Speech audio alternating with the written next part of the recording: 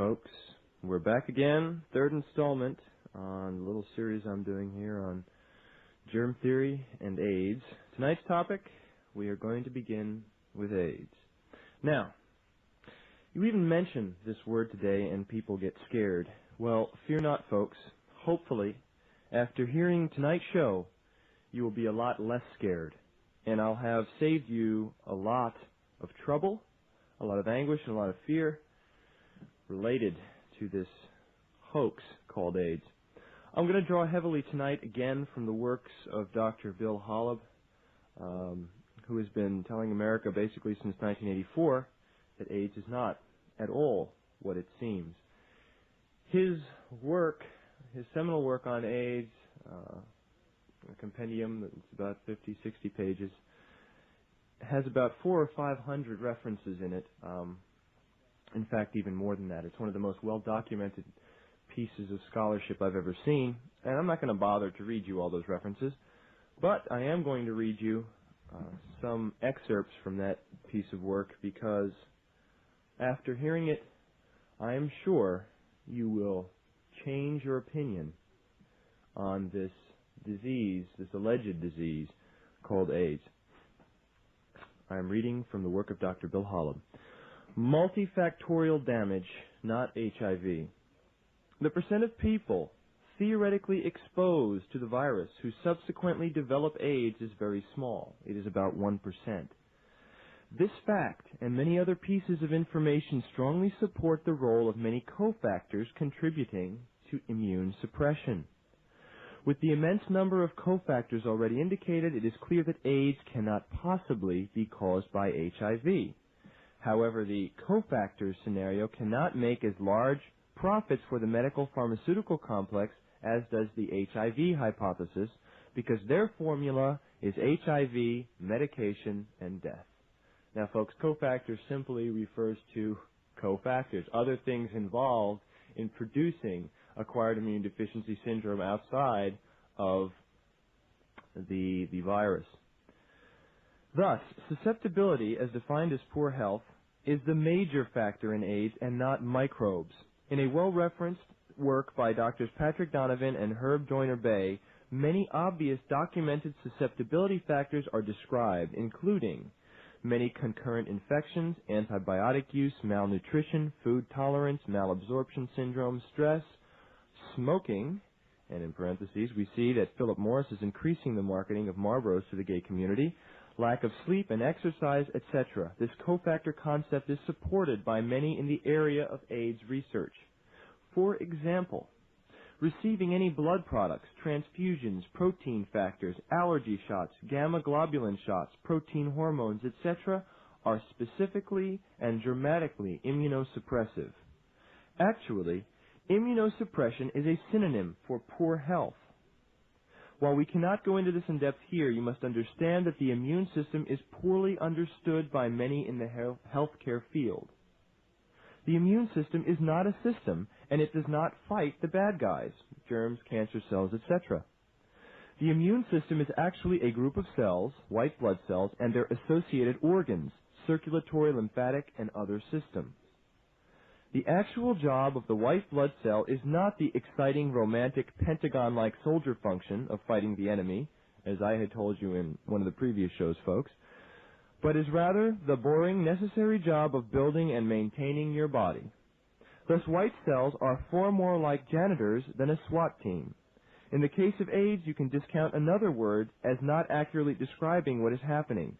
We have established that AIDS is not acquired, and now we can tell you that AIDS is not an immunodeficiency, at least not until modern medicine treats it. The person diagnosed with AIDS actually has a hyperactive and competent immune system. Their immune system is very capable of producing all the necessary healing reactions, such as fever, swollen lymph nodes, high antibody titers, etc. These are all indications of an active immune system cleaning up toxic damage. Now remember what I mentioned on the last shows in the Germ Theory, folks. The disease is the cure. What modern medicine has labeled disease is your body in the process of eliminating toxins. And this is exactly what Bill Holub is saying in reference to AIDS. These are all indications of an active immune system cleaning up toxic damage. When medicine, quote-unquote, treats that person, and or if that person continues a toxic, self-damaging lifestyle, then their health and their ability to heal is what actually becomes deficient. They are actually deficient in good health advice, something you unfortunately cannot get from modern medicine. AIDS is not transmitted. Of course, AIDS was claimed to be sexually transmitted. If you claim that a disease is specific to a certain sexual lifestyle, then you are saying that it is sexually transmitted. If one accused gays of having this quote-unquote new disease, then it was a gay sex that caused the disease. One of their proofs was that the men with AIDS had 1,100 sexual partners per lifetime, about 10 to 15 years, and their control group without AIDS had 500 sexual partners per lifetime. Therefore, sexual promiscuity caused the transmission of the disease, allegedly. But you have to ask an obvious question. If anyone sought out homosexual or heterosexual relationships in such numbers, averaging 2 different ones per week, and if each encounter involved drugs and medications, then they are obviously not having nourishing sex and do not have a healthy lifestyle. Having a malnourishing lifestyle has nothing to do with sexual preferences. Anyone can have a malnourishing lifestyle. All you have to do, and this is the consistent history in all AIDS persons, is eat poorly, use drugs, medications, have unloving, malnourishing sex, be medically treated for chronic ailments, have poor emotional, spiritual inputs, etc. So it's not the number of sexual partners you have, but rather how nourishing is your sex life. Remember that food and sex are the core of human nature, and both are necessary inputs for human health.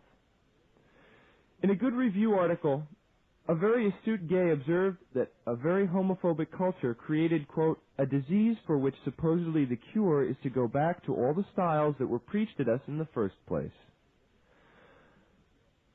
Another offered proof was that anal sex was a factor, because sperm pumped into a rabbit's anus, which was an unnecessarily and horrible experiment, caused antibodies in their blood, and that could suppress immunity.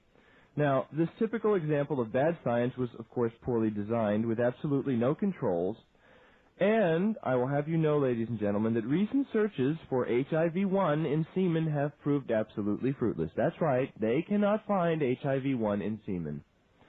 Another supposed proof showed that a large percent of homosexuals showed antibodies to the alleged AIDS virus when anal intercourse was practiced. Now, once again, the bad science indicated in this report showed many other differences between the groups which could explain the disparity, and no controls were run. In any case, other studies showed no antibodies to sperm in AIDS patients and no correlation between promiscuity and positive AIDS antibodies. Ladies and gentlemen, I hope you'll remember the little piece I read you from Michael Crichton's Jurassic Park a couple of shows ago, because you're going to come to find, if you take the time to research the actual studies that have been done on AIDS, that there are a bunch of maybe well-intentioned scientists out there, maybe not, doing experiments to prove things that they want to prove and not doing objective science. And that's going to become more and more clear to you as I read on tonight. Getting back to Bill Hollop.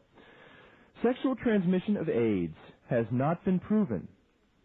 Condoms have a relatively high rate of failure for preventing pregnancy, for which they were designed. And even if the virus was involved, condoms could not prevent transmission. And that's a fact you can check out in any of the research. They have already shown that the so-called AIDS virus exists in all body fluids, so they would have to outlaw all human contact. Now, it's common clinical knowledge when someone has suppressed immunity that all sorts of microorganisms and germs will grow on them, but they are not the cause.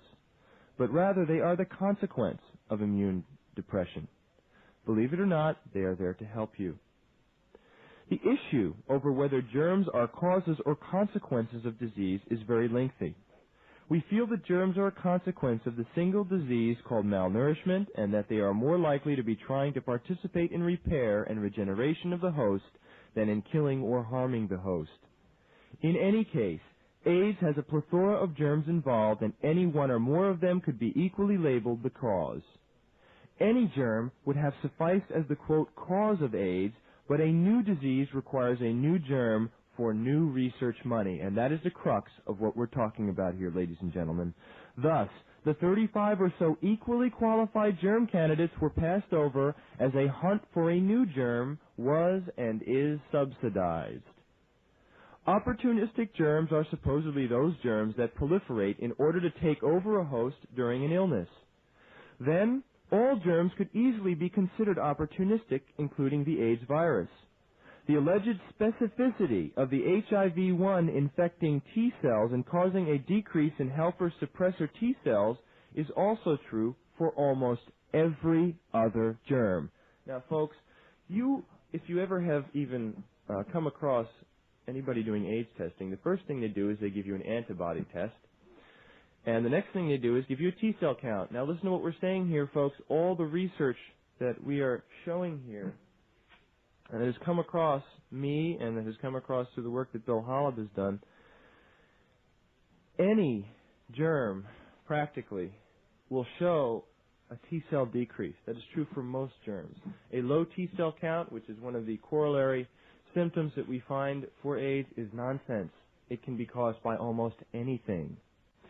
Now, remember that many germs could do all the same things that are claimed for the so-called AIDS virus. They are the result and not the cause, according to the logic of Sutton's law. And let's remember, when Willie Sutton, the famous bank robber, was asked why he robbed banks, he replied, because that's where the money is.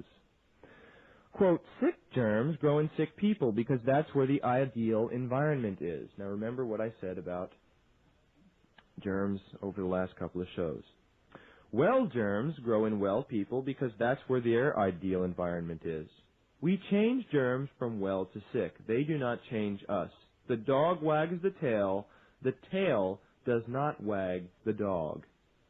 One wonders why the name of the alleged AIDS virus has undergone so many name changes. HIV-1 was known as HTLV-3, human T-cell leukemia virus, and as LAV, lymphadenopathy-associated virus, and was probably renamed because the American and French scientists continue to squabble over who, quote, owns the cause of AIDS.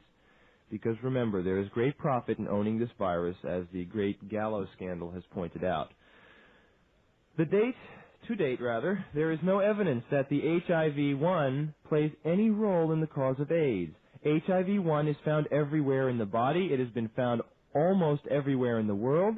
Its rate of infectivity is less than 1%. It has been around well before 1980 and may have been around for centuries or more. And remember that we all make our own viruses. Why has this one been picked upon as the alleged cause of AIDS? Retroviruses, of which HIV is a member, were very popular subjects for research and research grants during the early 80s. They have been trying to implicate them in some human cancers, and there certainly is money available for cancer research. The data, however, shows the retroviruses to be opportunistic, as are the other germs listed in Figure 15, and I'm going to read Figure 15 for you later. Certain viruses often appear in very sick people and are not specific in any disease association. HIV-1 seems to be in cells everywhere in the body, blood, brain, spinal fluid, saliva, tears, etc. Thus, it is not T-cell specific, as was originally claimed. Now remember, folks, they're trying to tell you that HIV goes into your T-cells and knocks out your immune system through your T-cells, and that is a bold-faced lie. HIV not only appears to be everywhere in the world, but appears to be totally different in different locations and to be a whole spectrum of different viruses. In fact, the more you look, the more variants you find. Not surprising, since different people make different viruses. In a totally no-risk group of Aboriginal Indians from Venezuela with almost no contact with civilizations, HIV was found, not only widening its occurrence, but suggesting that this virus has been around for hundreds and perhaps thousands of years. The only correlating factor in this tribe was the association with malaria, which is also an immunosuppressive illness. Again, it appears that HIV only appears in sick people and does not cause them to be sick. Constantly, throughout much of the literature, it has been suggested that other factors, quote unquote, play a role in AIDS.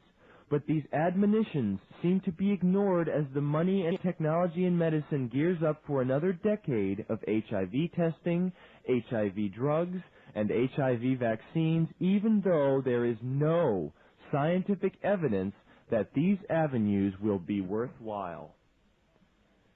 Now remember, folks, practically every report I have seen from the CDC and from the National Institute of Health tell you that AIDS has no cure, and yet in the same breath they will tell you that drugs like AZT, DDL, and other things are effective. I hope you will take the time to check out the research because you will get a good laugh one day. Viruses are not alive and are made by us. One should understand that the search for viruses is not an easy task. They cannot be seen or in any way be directly shown to exist in any sample of human tissue.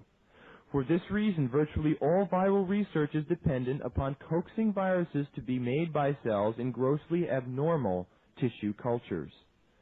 None of these findings or results can actually be extrapolated to processes involved in human health or disease. In fact, all tissue culture-derived data, while perhaps interesting, has absolutely no valid application in the study of health or human disease. It is most likely, as with most germs grown on artificial media, that viruses isolated and blamed for AIDS do not even exist in the humans with the syndrome. In fact, they are most likely artifacts of the involved process of repeated transfers of material from various tumor cells grown in synthetic environment using synthetic nutrients. Any good microbiologist or virologist would tell you that germs identified by tissue culture techniques bear little resemblance to the original tissue plus germs sampled. So, folks, we're saying that when we are isolating viruses for AIDS research, we are not looking at the actual thing that is in the human beings. And this is something that I know because I have been in the field of microbiology, and I know this. The stuff that we're saying about AIDS here in this particular case is absolutely true because it is backed by a lot of data, but it's unfortunately data that you do not read about in the Times. The comment about the quote-unquote long-term incubation of HIV also proves that the virus has always been with us and only proliferates when a person becomes ill. If you get a cold today, does that mean that you actually caught the cold virus last week, last year, or 50 years ago? Germs don't incubate. They are always there and only awaiting a situation in which they are needed. After 7 years of waiting, only 133 cases of AIDS have been shown out of 13,000 reported alleged infected heterosexual transfers. Does that sound like a high infectivity or incubation period? The recent false report published in April of '93 of those little HIVs busy inside lymph nodes is complete nonsense, because that is where most of your lymphocytes hang out, and that's where you would expect to find the HIV healing message. A very wise doctor admitted that medicine is still not sure of the role of the virus that is involved in AIDS, and that they should not use any treatment experimentally. He said, quote, "Initial enthusiasm over any new treatment should not obscure the need for considered evaluation over time. The triumph of enthusiasm over time produced the only Nobel Prize ever offered in psychiatry in 1949 for the frontal lobotomy." What about the monkey AIDS called SAIDS? Well, they have been trying to blame the African monkey as well as the people of Africa for starting this supposed epidemic, but there is no proof except that sick monkeys can get similar viruses to appear. Now, finally, to totally dispute any role for HIV and AIDS, the following list sums up all the scientific evidence against the AIDS-HIV hypothesis. These points were gleaned from the works of Dr. Duesberg, that's Dr. Peter Duesberg, folks, who published an extensive review with 278 references, also from Dr. Jonas, Dr. Ruth Bernstein, and many others, all of which clearly showed why HIV could not possibly be responsible for AIDS, as the group for scientific investigation of the AIDS-HIV hypothesis has been saying for years. I'm going to start reading this list, folks. You are going to like it. I have referenced every single thing I'm about to read here. It is true, it is fact, and I hope you will pay very close attention. 1. 97% of U.S. AIDS cases come from abnormal risk groups, i.e., IV drug abusers, male homosexuals who use toxic drugs, hemophiliacs, crack babies and crack mothers, recipients of blood products, etc. Healthy people with normal health risks do not get AIDS. 2. Less than 5% of AIDS patients with symptoms are carriers of HIV. Evidence of HIV is not found in all AIDS cases. According to the CDC, you can have AIDS without any evidence of HIV. That's like being convicted of murder with no evidence being required. Folks, I hope you heard this. The CDC says that you can have AIDS without HIV, and yet millions and millions of dollars are being made out there to test people for HIV and give them a death sentence and drive them to the grave just from the weight and the heavy pressure of carrying around a HIV-positive test. But remember, I just told you that the CDC itself will tell you that AIDS does not mean you will have the HIV virus in you. And that's true, because right now there are more than 5,000 cases, diagnosed cases of AIDS, allegedly, 5,000 people walking around the United States who have been told they have AIDS, who have been clinically shown to have AIDS, according to the modern medical establishment, and yet who have not one single trace of the HIV virus. Think about that, folks. Think about that very carefully. Number 3, HIV would have to produce all of its symptoms in a few days to a few weeks. HIV has no genes to enable it to incubate for the alleged 10 or more years. 4, 91% of all AIDS victims are males. If sex transmission were actually occurring, then females should have the same rate of AIDS.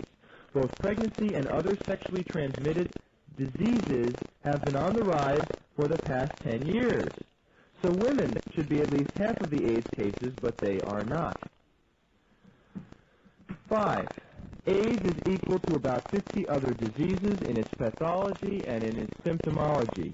Yet many of these diseases are not induced by immune deficiency. And we're talking about carpal sarcoma, lymphomas, wasting disease, dementia, and autoimmune illnesses. Nor are these diseases caused by microbes. And yet, the symptomology, the description of symptoms, which they call AIDS, is identical to these diseases, which, on the other hand, do not have any link to any microbes or any germ infection. 6.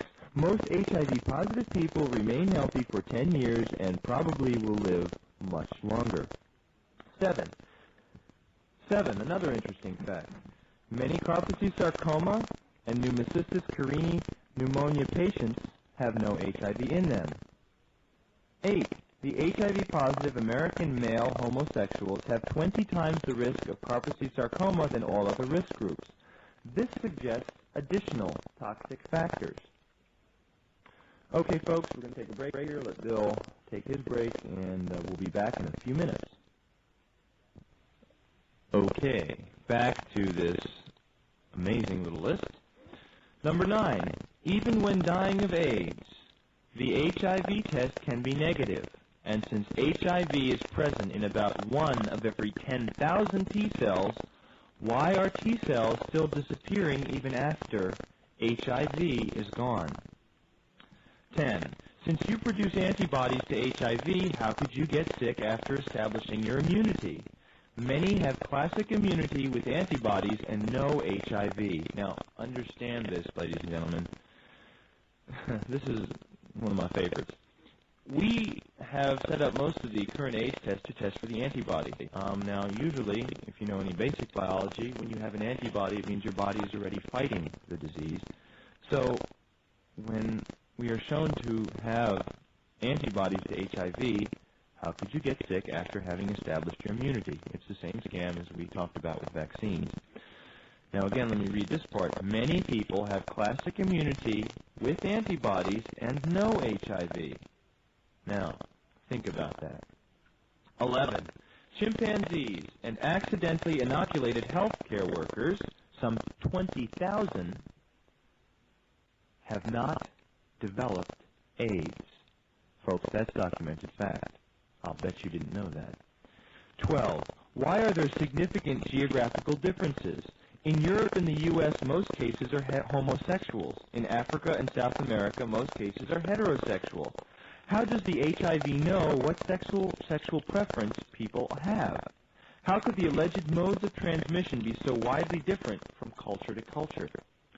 13. Also, people in different risk groups and different countries get different symptoms. In the U.S., we see pneumocystis carinii pneumonia, Kaposi sarcoma, and candidiasis. In Africa, we see slim disease, fever, diarrhea, and TB, even though pneumocystis carinii pneumonia and candida is found in all people. 14. Cannot isolate the virus in 20 to 50% of AIDS-diagnosed people. Now, isn't that interesting? Think about that, folks. Think about what modern medicine tells you. They tell you if you have the disease, you must have the germ, and we're telling you right here, according to referenced scientific research, that 20 to 50% of the AIDS cases are there, but you cannot isolate the virus in them. You figure it out. 15. Retroviruses like HIV do not kill T cells. In fact, they promote cell growth and proliferation of T cells.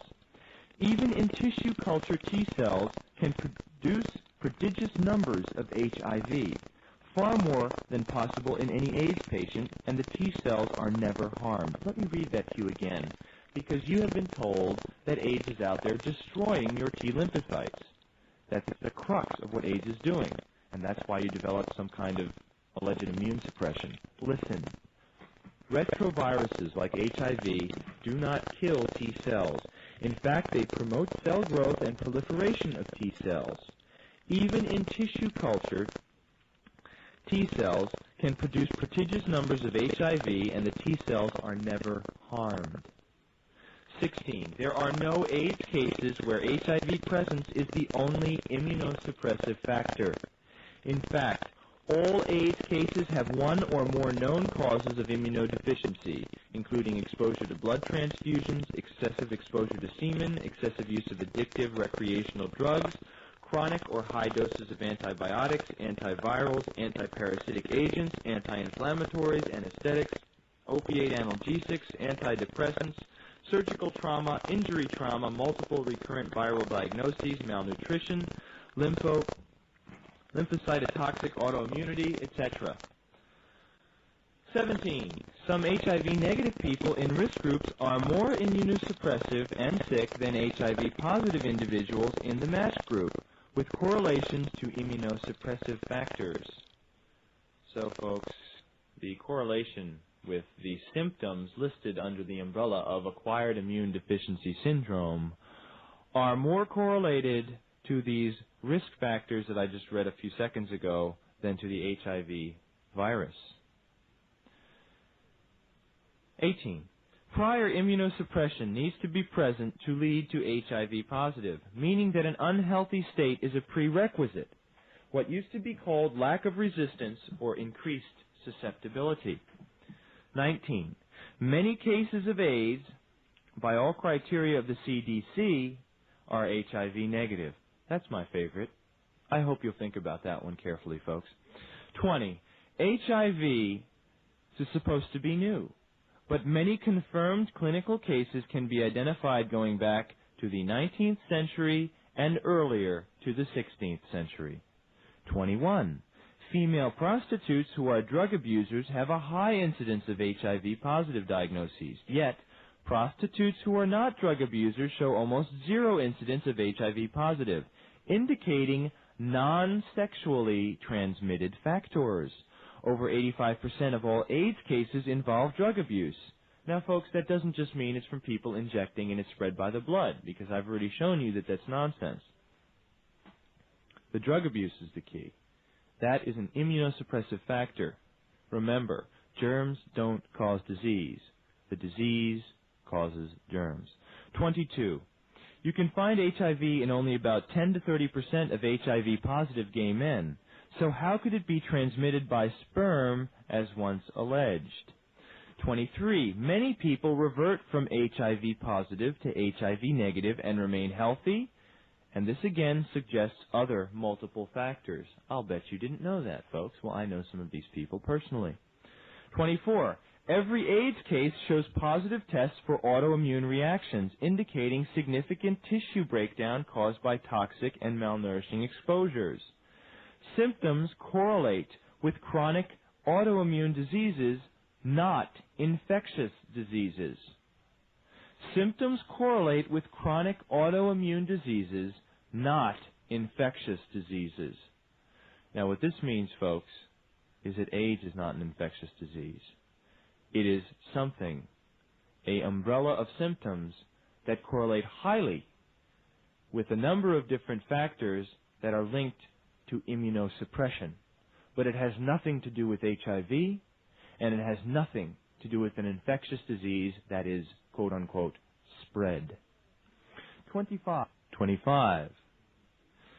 There exist more than 800 HIV-negative immunodeficiencies and AIDS-defining diseases in all major American and European AIDS risk groups.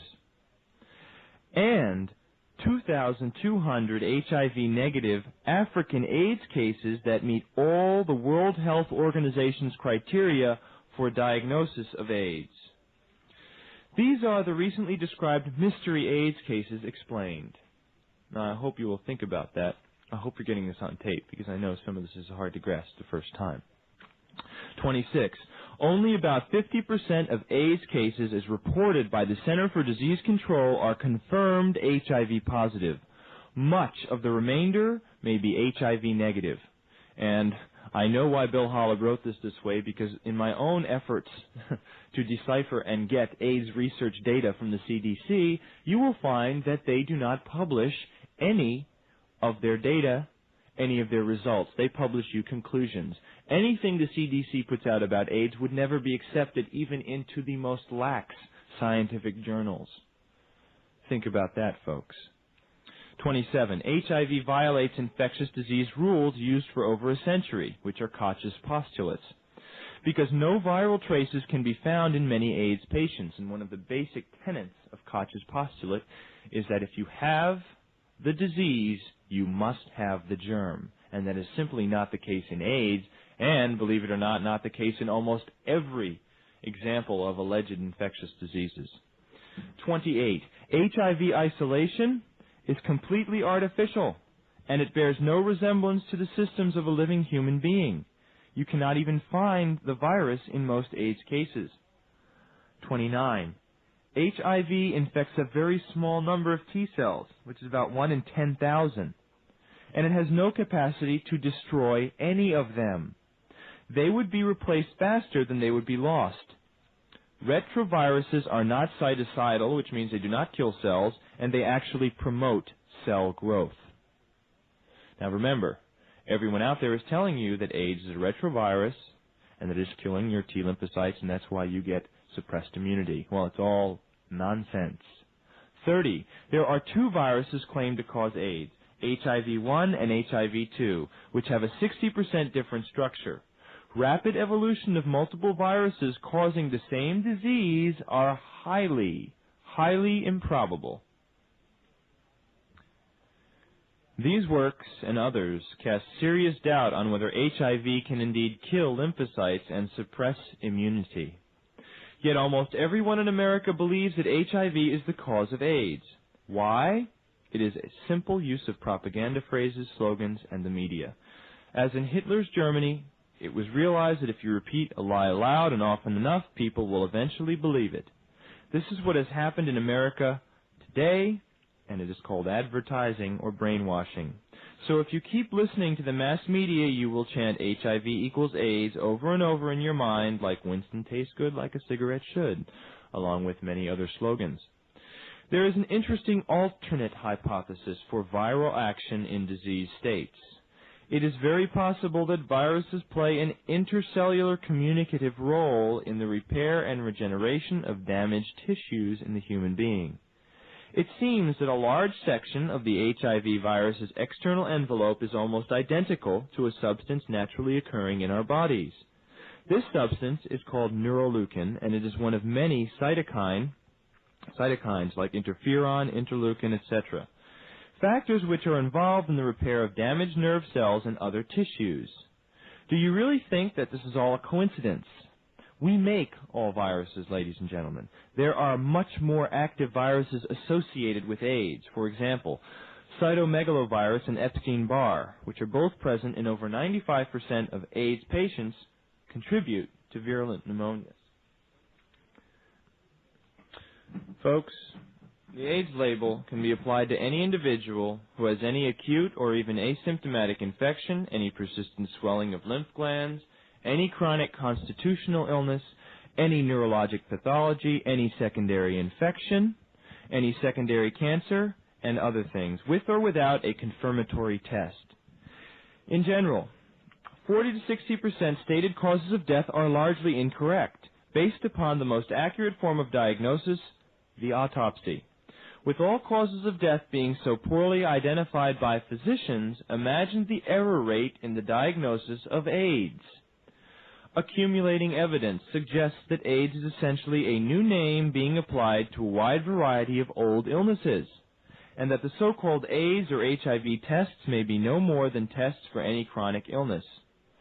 Both the diagnostic criteria and several laboratory tests that are supposedly specific for AIDS have shown very close correlations to hypogammaglobulinemia, post-bone marrow transplant reactions, lupus, carcinoid tumors, neurologic pathology related to nutritional deficiencies, myasthenia gravis, multiple sclerosis, tuberculosis, malaria, leukemia, and 35 other common infections, all autoimmune diseases such as lupus, rheumatoid arthritis, Graves' disease, thyroiditis, and other diseases, including 100 other descriptions.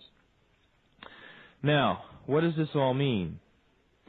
It means that most of the AIDS tests out there don't test for acquired immune deficiency syndrome. They test for an antibody to this virus, which has been shown by almost every piece of research out there does not cause anything called AIDS. So, folks, if you are ever coaxed into taking an HIV test, please do not do it. They are inaccurate. HIV does not cause what we are calling AIDS in the first place, and most of the tests out there will test positive for a number of other diseases. Understand this well. This is documented fact. And if you leave here with anything tonight, I hope you will leave with the understanding that you should not get any AIDS test. It is nonsense. It is absolutely absurd. And you will be asking for trouble, as you will see in the next few minutes. In the early days of AIDS, one claimed diagnostic test was the decrease in helper suppressor T cells.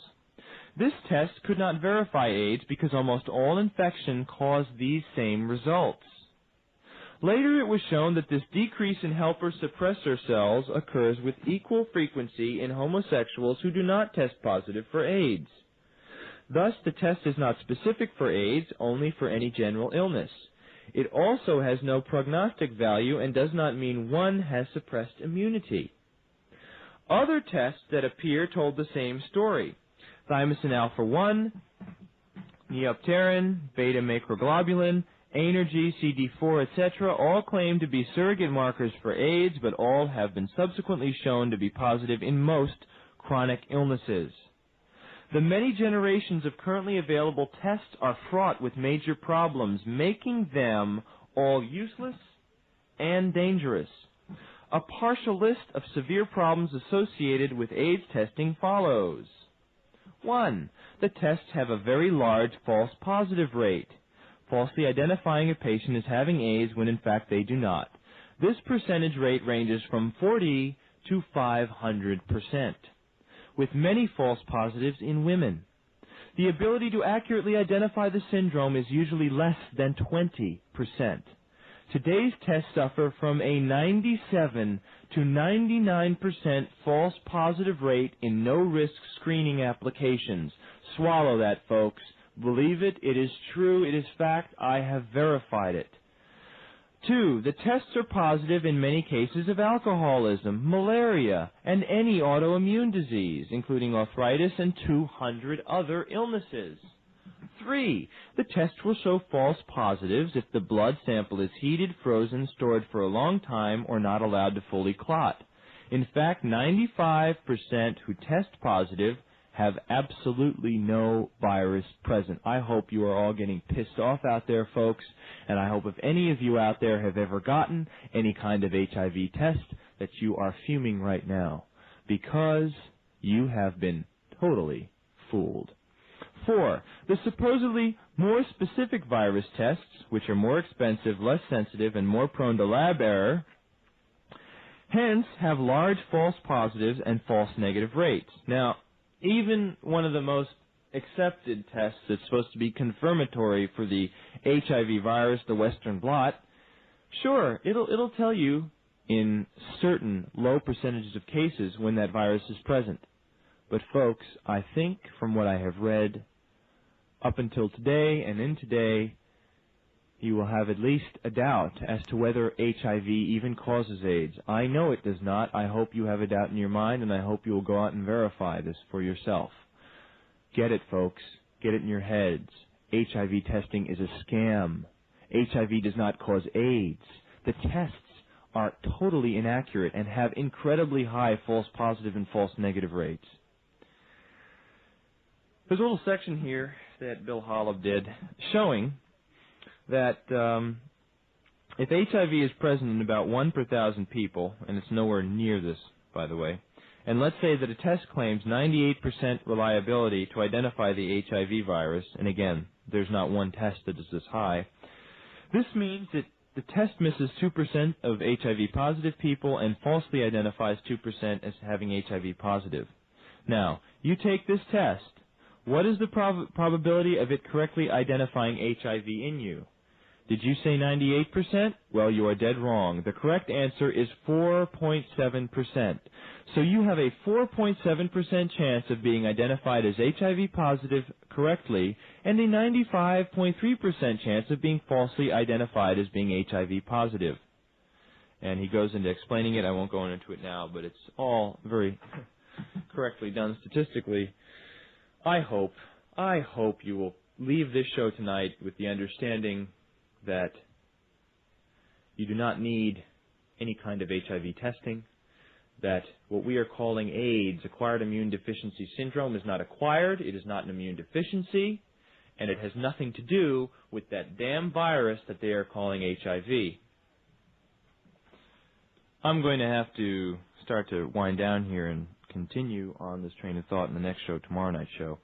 Let me read you from one of my favorite articles that I picked out of the New York Times, the national circulation issue, Friday, October 9th, 1992. It's a very interesting article because it appears with a wrong headline. It's actually under the title, New Tool for Detecting Dark Matter, and it talks about stuff going out in the universe. But it opens as follows. Scientists have found 5 people who were infected with the virus that causes AIDS by blood transfusion from one donor and then did not develop any evidence of illness 7 to 10 years later. Now, the normal person would think, well, that would mean that AIDS, or rather HIV, does not cause AIDS. But you know what the genius who wrote this article wrote? This suggests that it was a non-virulent strain. Now, I'm not going to read the rest of the article because it's a bunch of nonsense, but you can get an idea of what kind of purposely created stupidity there is out there regarding this disease. And you read it in the Times and you believe it. Burns me, folks. Really burns me. Folks, this is just the start. Tomorrow night's show, I'm going to bring you up into the present moment with information relating to what is really going on in Africa, what is going on with the alleged cases of women developing AIDS and the cases of children. And I am going to read you excerpts from two of the most important nationally published articles that I have yet found on the subject, and you are going to be floored. Because if you did not believe little old me telling you what I have been telling you for the last couple of shows, you will hear information tomorrow that is going to blow your mind, that is right out of some of the top people in the scientific community and published in national magazines. But I'm sure, if you weren't keeping your eyes open, that you did not find this stuff, and it happened very recently. Well, folks, I hope you will join us tomorrow. Tomorrow will be a very important show. It's important to me. I want you to get the word out that you do not have to be scared by this alleged acquired immune deficiency syndrome stuff. I don't want you to leave this show confused. I want you to have a very clear understanding in your mind. HIV does not cause AIDS. There is no bug out there creating this disease. People are going to be dying. It's part of the plan. They're going to blame AIDS. They're going to blame HIV. But that is to cover the truth.